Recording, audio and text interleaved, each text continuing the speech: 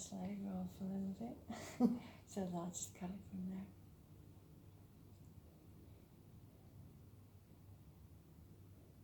Here we are sitting at the South African Embassy, and I am here with the lovely Ambassador Carmen Smith. It's so lovely to know you, and it's been a huge pleasure to see your world and to get to know you here in Helsinki, because you do so many good things to so many people, and I'm a huge fan of yours. So it's really unusual to see a female leader who is so compassionate and so full of heart. And when we begin this interview with Her Excellency, I would like to first tell a little story what happened probably about a week ago. We had known each other for a while with Carmen, and my father passed away just a short while ago. And of course I got a lot of condolences from people and kind messages, but it was kind of a lonely feeling, of feeling like being in an island alone, and a very odd feeling that I hadn't had before. And to this feeling, Carmen, during her work day, just called me and said, "Sini, how are you holding on?" And I remember that soft voice and that compassionate and kind action from her that really touched my heart, and it gave me so much energy and strength into that day, just to hear that little sentence. So a small word, and a little sentence can make a very big difference to somebody, and that did to me. It showed me friendship from her, it showed me female leadership from her, emotional awareness of where I was being, and giving me exactly the support I needed on that day. So I just wanted to tell you this little story and to give you a gift before we begin, just a moment. I know you're a very heartfelt person, so I would like to give Carmen this little angel as something you can hold in your home that would give you comfort in maybe those lonely moments, if in the future someday you feel the same way that I felt of some events, so that would give you the same feeling of support and care. So I hope it brings you long time delight. Thank you, Sini. Thank you so much. I'm really humbled by your gesture. We live with many people. We meet different people in walks of life. We all experience different things. Losing a father is something I understand, and it's important in life to support others going through those difficulties.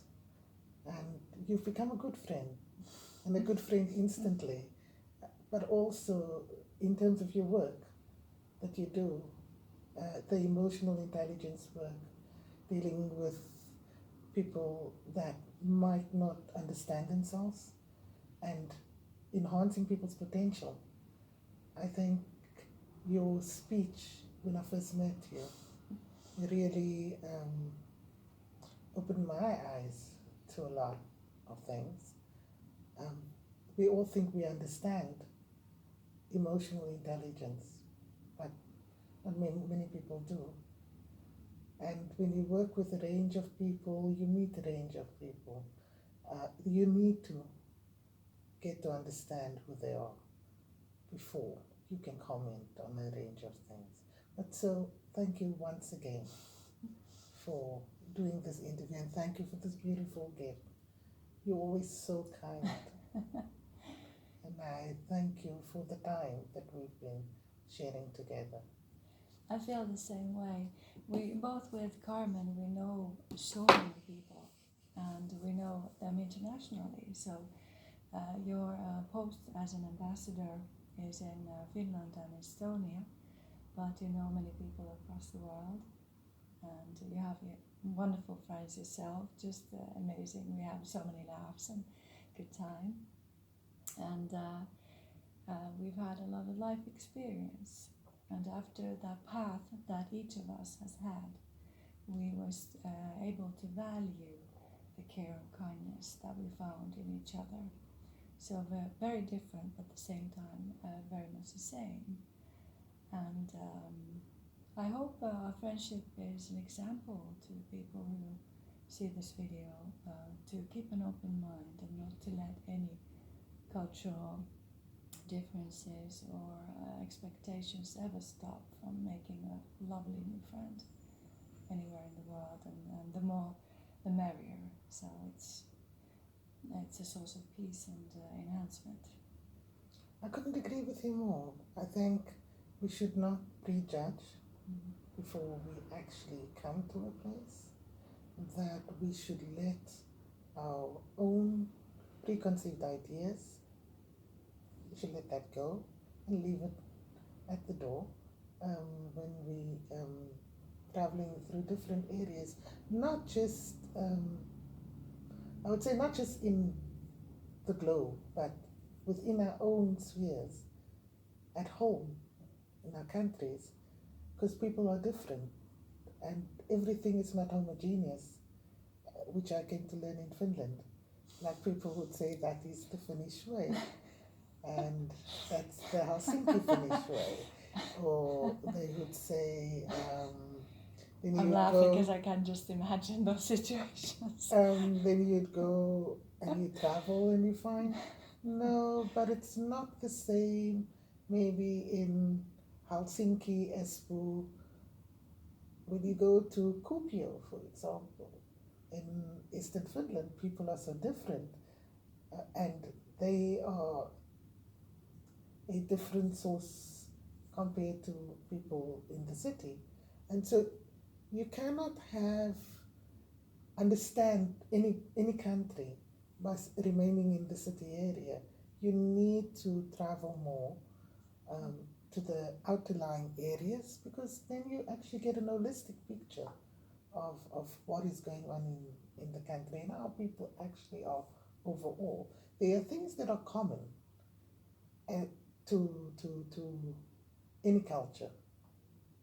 There's certain things that we would say is truly South African or stroke Mzansi.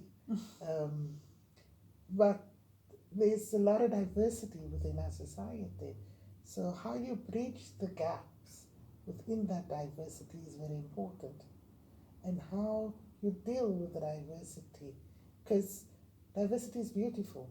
It is, yeah. And if more people would embrace the diversity, you would actually move forward on a different level, because every person has something that adds value to society, and every culture has value that can be added to enrich that society.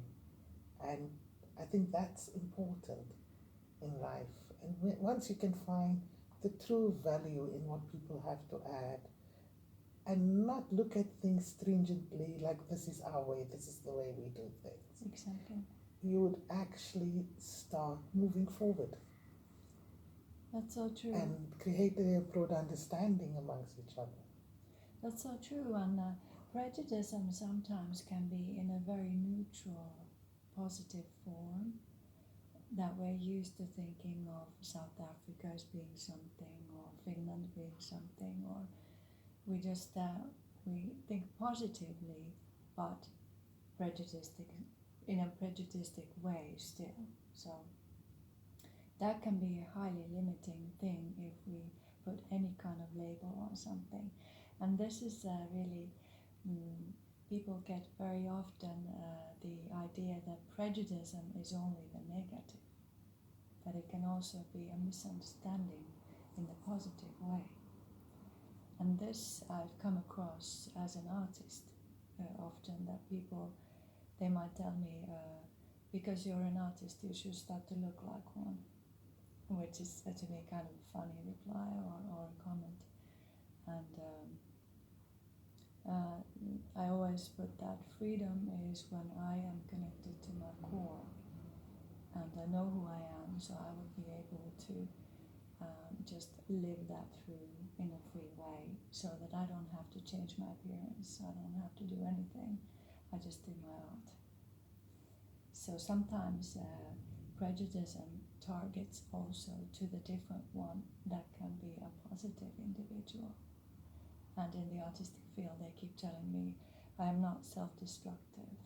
I am not willing to do the negative angst or the provocation, that I should not be believed as a true artist.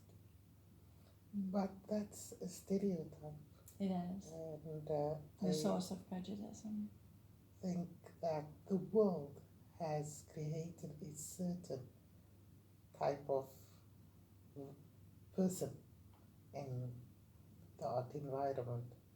And given the fact that it's not just in the arts, but just generally, the way you dress, because you have a particular profession, you need to do particular things. Exactly. So I suppose with arts it's a bit freer.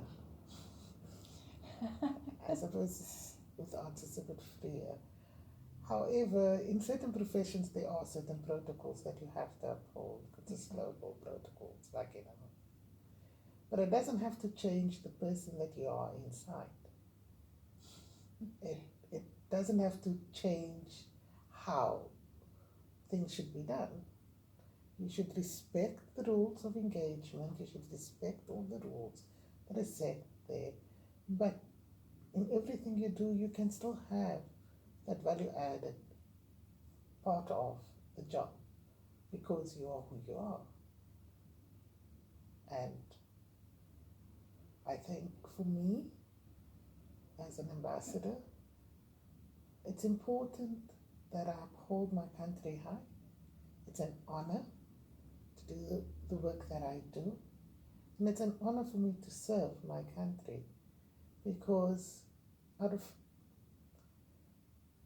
over 56 million people, I was chosen for this position. And I embrace it, I respect it, and I do it in servitude. You have such a positive impact on people. I've been listening to the echoes that people have said after meeting Carmen and spending time with her, and how you've affected people that you've talked to and worked with. The echoes are very positive, and people change their whole vision, how they see cooperation possibilities with South Africa. They want to cooperate, they want to open themselves to it. And even I, as a traveled artist and quite an international Finnish person, I've learned from you so much just by observing how you are with people. You know, your leadership is true female leadership. It comes from your identity, from your core. You have a great eye for social situations. You see the person who is needy and the person who is the leader. You can define them in a social moment by your wisdom. So this talent does not come from the books, it's in the person. And that kind of leadership to me is a very developed way of a female leader to socially manage and make any situation into a good situation, or as good as you can. So this talent in you I admire very highly as a female leader, and I also learn from it all the time. So I'm a great fan, and I'm so happy about being able to live those moments. Well, I suppose part of it comes from my inner core. Others is lessons learned over time. I think wisdom is something that I pray for. I'm a Christian. I'm a woman of faith. I believe in prayer. And so I pray about a lot of things. And part of what I do is pray that on a day-to-day basis that God keeps me humble, and that He instills the wisdom I need to execute the task at hand, but just generally within my life. And I think because I'm not religious, I'm spiritual. And it's through that spirituality that I, God has equipped me to be a bit more sensitive to environments that I operate in, and also to be able to sift through different types of people that I engage. Yes, partly personality trait, but I think with growth, it becomes a bit more refined on a day-to-day basis. But I'm still learning. I learn every day. I learn from every person that I meet. I learn to manage things differently, where nothing comes without certain mistakes. But I wouldn't say it's a mistake. Without lessons learned from something that you might do, and then you learn to do it differently. But I think the biggest asset that anyone can have is people. If you get to understand that we will never do things the same way, but each one has a particular strength, and you start harnessing that particular strength that that individual might have, and not just look at the negative things, because sometimes we would tend to say to oneself, if I if it was me, I would do it this way, I would do this faster, I would do this in a particular way. But if you actually look at a person and you say to a person, can you do this, and you allow it, you will see that they would be um, better end results. That's how, for me, that is part of the lessons learned. You know, that you don't always do the things, you allow others that's supposed to do it. I don't know if that makes sense. It does. You know? It does. And emotional intelligence is a thing that is also taught in many schools and work environments, but they don't talk a lot about emotional resurgence, which is a skill to bounce back from different phases in life. You have this naturally, and a lot of people fall in life's bad situation. It can be the passing on of a loved one that I go through now. It can be divorce. It can be bankruptcy. Many situations, but that skill to have that resurgence, to get back on track after emotional pain, can be more difficult for people than healing a broken leg or getting the physical side to work. And this skill is in high demand in the world at the moment. And I think many, maybe even wars or political troubles, have risen because people have not been able to see the big picture in their own suffering or feeling of lack. So emotional resurgence is much a bigger thing than just an individual thing. It can deal with whole societies, political situations, peace factors, spiritual contents. Sometimes people find that with a spiritual awakening, and they seek for that peace, and they go for that guru, and they go to see the priest. They go to something that is offered from the outside as a medicine to open back to their own inner peace or feeling of empowerment again. But it's also a method to feel emotional resurgence. It's a skill. Just like healing a broken leg, we can find methods how to bounce back from emotional hardship. I would say it's a skill. But I would also say it's life's lessons over Some time, learn, some don't. you know, because you can have a skill and or you could go to school, let's make it, use that as example, and you try and refine this particular career path. But when it comes to implementation, you just are not successful at it. I think human beings are a bit hard on themselves, and death happens, life happens, children get born, divorce happens. I'm not agreeing with broken families, it would be good if divorce did not happen, but it does happen. It affects both the couple, but it also affects the children very much so. But it's how you handle. That's so true. Breakups happen. I'm using that as an example because you brought it on the table. It's how you handle that emotions and how you deal with that and how you will turn that negative emotion.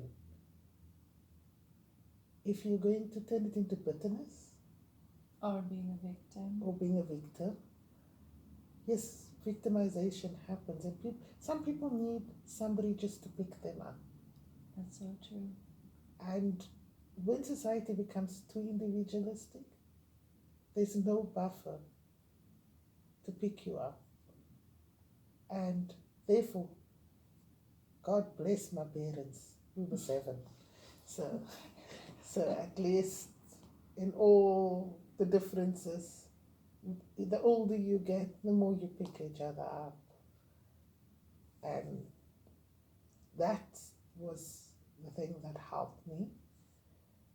The other thing is, as I said, we were raised in a family where you were churchgoers.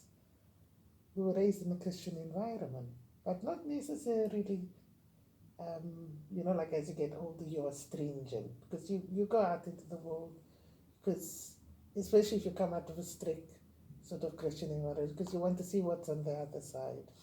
And but if I look at all my siblings, we all came back free willingly to where we were raised, in the values that was installed by our parents, and we all are actually deeply spiritual.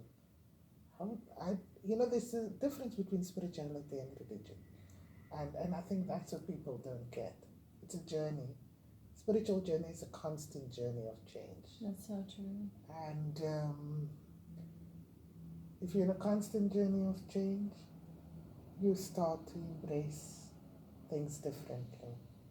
Depending on what your belief system is, for me it's the Bible, it's the Word. Yes, I will meet my priest and I will have that conversations with him that I need to. But for me, it's prayer and the Word of God. And that's what gives me the greatest resilience that I have to bounce back from any situation.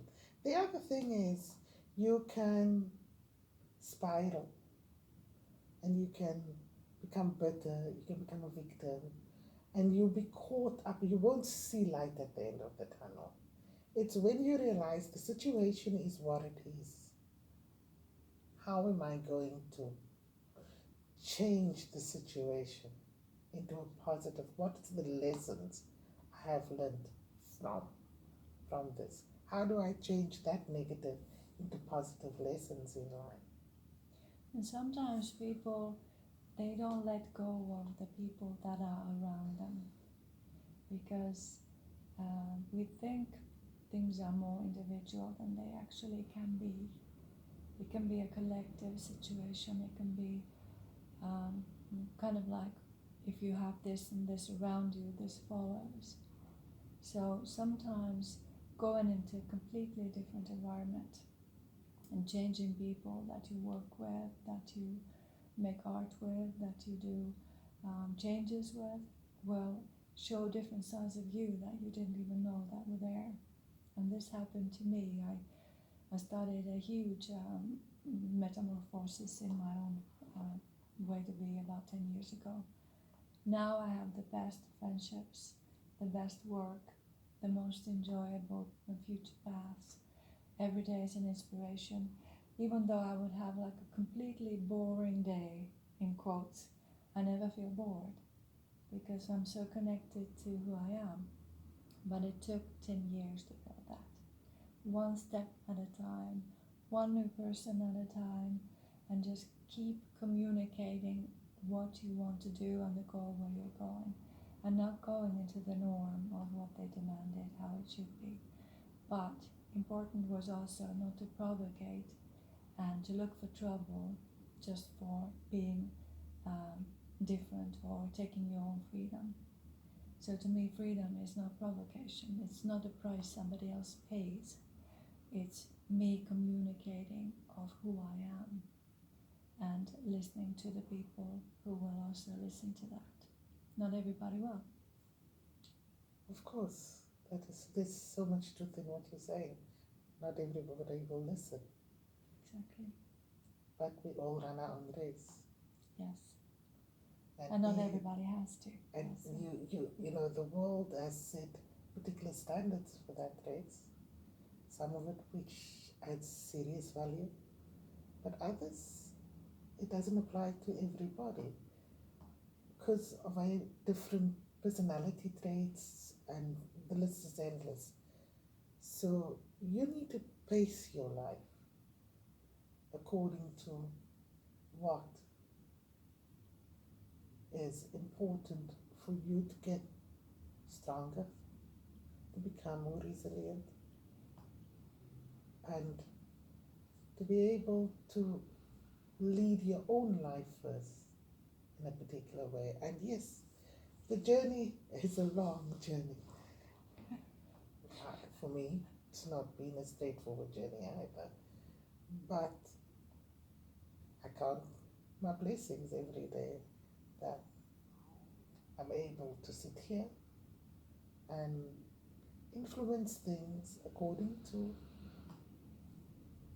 what is my country wants us to do, which is cultural diplomacy, economic diplomacy, political diplomacy. But in my own personal life, which is something that I've learned over time, I have learned that if you want to change and you want to effect change, you have to be the wind of change. Mm. And I said that on a Facebook post of mine recently. Mm. As women, you need to be the wind of change. You need to embrace who you are. And it's in embracing who you are, you'll be able to affect other people positively or negatively. And I choose to embrace who I am positively and look for the positives in the negatives as well.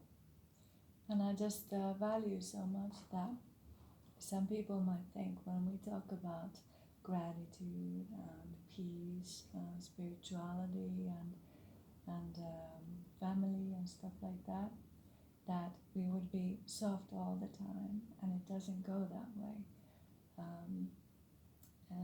Strong leadership is also being able to endure the pressure, and you have this quality about you as well, that you're very strong inside, and when the emotional pressure comes to that situation, you are still able to observe the main key, what is going on. So being a kind person and a loving person and a caring individual doesn't mean that you can be run over by anybody. People mistake that for People weakness. mistake, exactly. And Kindness should not be mistaken kindness for is not weakness. weakness, exactly, You know, because everybody has boundaries. and they should have. And they should, yeah. They I was should about have. to say, we Yeah. were about to say the same thing. There should be boundaries. And when people mistake it for weakness, that's where things can go slightly wrong. But it also depends on how you interpret what happens on the other side. The other issue is forgiveness. When people hold on to things, they don't forgive others and letting go. Exactly.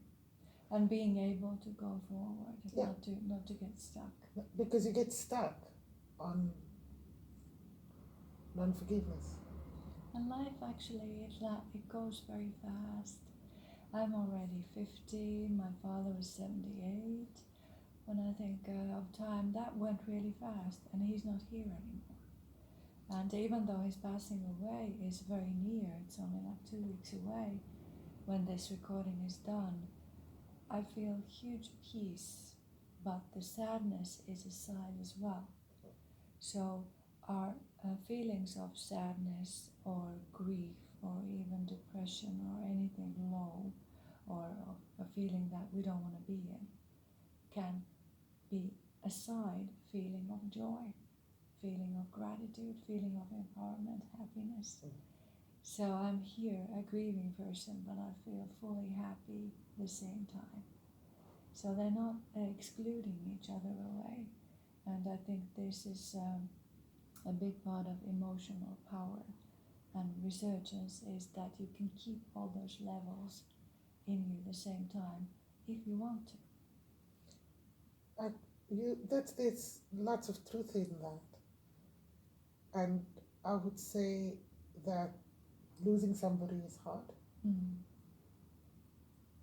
And if you look at people's age, people are dying nowadays. I lost 2 sisters, 151 and 154. And for me, and I lost a cousin at the same time within a year. I lost a couple of cousins, but a younger cousin of 47. Mm-hmm. And when I looked at this and I tried to make sense of it, I realized, but you only have one life.